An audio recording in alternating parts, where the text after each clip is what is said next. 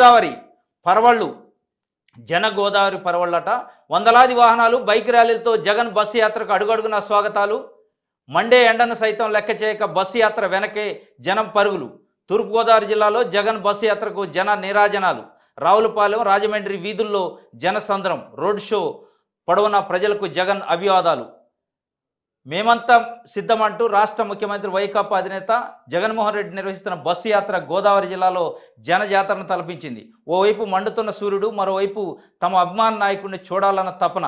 ఎర్రటి ఎండలో కాళ్ళు బొబ్బలెక్కుతున్న, చెమటలు దారులుగా కారుతున్న జనం లెక్క చేయలేదు. జగన్ను చూసేందుకు తండోపదండాలుగా ఎగబడ్డారు. గురువారం మేమంతా సిద్ధం బస్సు యాత్ర ఉమ్మడి తూర్పుగోదావరి జిల్లాలో ప్రవేశించింది. రావులపాలెం మీదుగా వేమగిరి, లాలా చెరువు, దివాన్ చెరువుల మీదుగా రాజానగరం సమీపంలోని రంగపేట మండలం ఎస్టీ రాజాపురం వరకు గురువారం సాగింది. ఏకదాటిన సుమారు 11 గంటల పాటు ఈ యాత్ర జగన్ చూసేందుకు, ఆయనకు అభివాదం చేసేందుకు జనం పోటీలు పడ్డారట. జన గోదావరి పరవళ్ళ దొక్కిందని నిన్న తూర్పుగోదావరి జిల్లాలో ఎంటర్ అయింది మేమంతా సిద్ధం సభ. ఉమ్మడి తూర్పుగోదావరి జిల్లాలో కొన్ని వేల మంది జనాలు రోడ్లపైకి వచ్చారు. నేషనల్ హైవేపైకి వందల వాహనాలు బైక్ ర్యాలీలతోని స్వాగతం పలుకుతూ, పూలదండలతోని మొత్తానికైతే ఆయనకి స్వాగతం పలుకుతున్నట్టు.